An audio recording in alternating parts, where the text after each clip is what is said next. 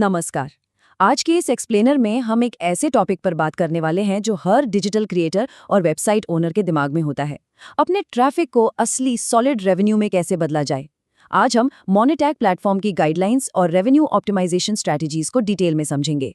तो चलिए बिना किसी देरी के सीधे शुरू करते हैं और देखते हैं कि ये पूरा सिस्टम आखिर काम कैसे करता है। तो आज हमारा रोड मैप क्या होने वाला है। पहले हम बात करेंगे प्लेटफॉर्म एलिजिबिलिटी और कंटेंट रूल्स की।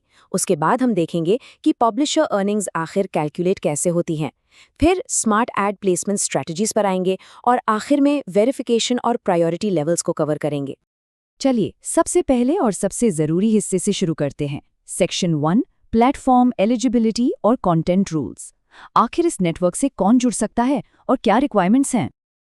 अब देखिए, ग्लोबल रीच की बात करें तो मोनेटैग लिटरली 1995 से ज़्यादा देशों में काम करता है, जिसमें यूएसए और इंडिया जैसे बड़े मार्केट शामिल हैं। लेकिन एक छोटी सी कैच है, कुछ रिस्ट्रिक्टेड कंट्रीज भी हैं, जैसे Cuba, Iran, Syria, north Korea और रशिया। तो ग्लोबल एक्सेस भले ही बहुत बड़ा हो, लेकिन इन ज्योग्राफिकल रिस्ट्रिक्शंस के बारे में पता होना चाहिए ताकि आगे कोई दिक्कत ना हो। अगर कंटेंट की बात करें तो ये नेटवर्क बिल्कुल स्ट्रिक्ट है। यहाँ सिर्फ क्लीन और मेन स्ट्रीम वेबसाइट्स ही अलाउड हैं, जैसे कि न्यूज़ पोर्टल्स, ब्लॉग्स, यूट्यूब से आने वाला ट्रैफिक या स्ट्रीमिंग साइट्स। ये सब एकदम बढ़िया हैं। लेकिन अगर वेबसाइट पर adult content, torrents, hacks, fake schemes या हेट कंटेंट है तो वो बिल्कुल अलाउड नहीं है। ये जीरो टॉलरेंस पॉलिसी इंश्योर करती है कि एडवर्टाइजर्स का भरोसा हमेशा बना रहे। रूल्स और एलिजिबिलिटी समझने के बाद अब आते हैं उस मुद्दे पर जिसका सबको इंतजार रहता है।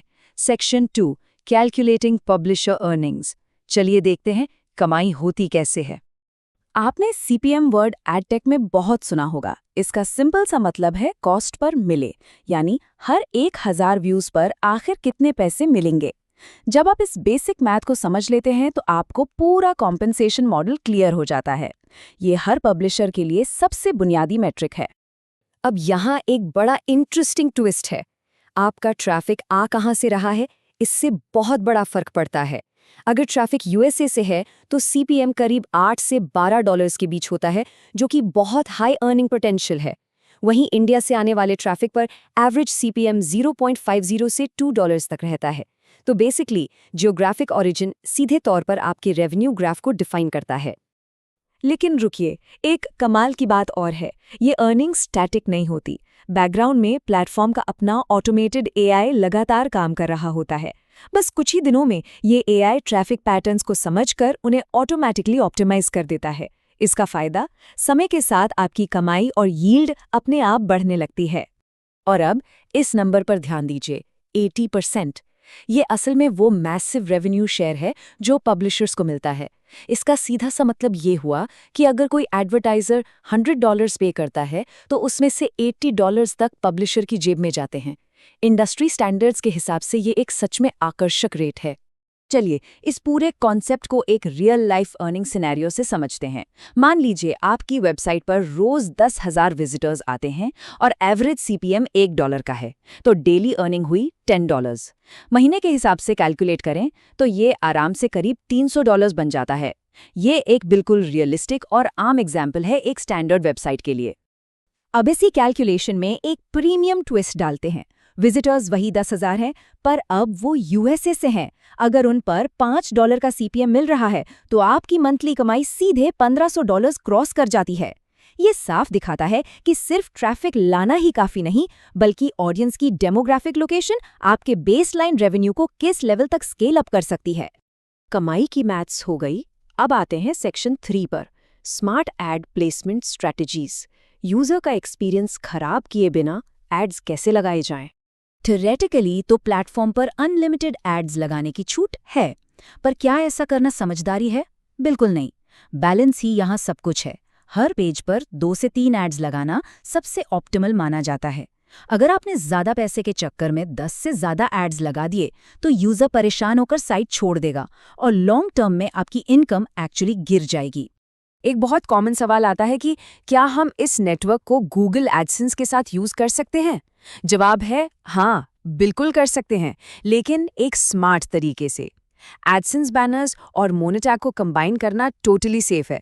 पर अगर आपने वेबसाइट को बहुत ज़्यादा पॉपअप्स या पॉप अंडर एड्स से भर दिया तो वो रिस्की हो सकता है और वहाँ एडसेंस की पॉलिसी वायलेट होने का डर रहता है।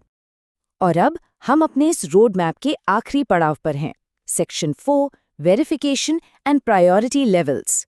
आइडेंटिटी एस्टैब्लिश करना और पेआउट्स के इन लेवल्स को समझना काफ़ी इम्पॉर्टेंट है। कमाई चाहे कितनी भी हो, अपने पैसे निकालने से पहले एक मैंडेटरी स्टेप है KYC वेरिफिकेशन।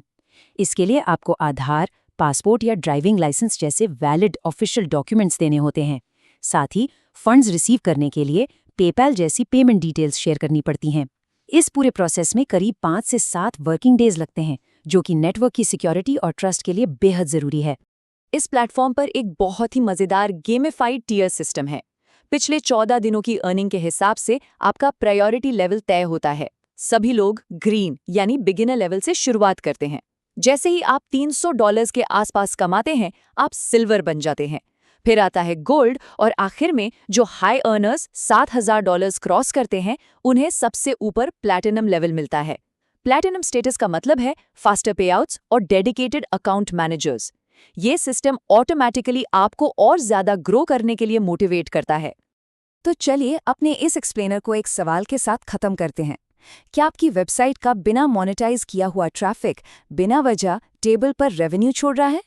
इन सभी रूल्स, ग्लोबल रीच और AI की पावर को देखने के बाद एक बात तो साफ है, हर तरह के ट्रैफिक में रेवेन्यू का पोटेंशियल जरूर होता है।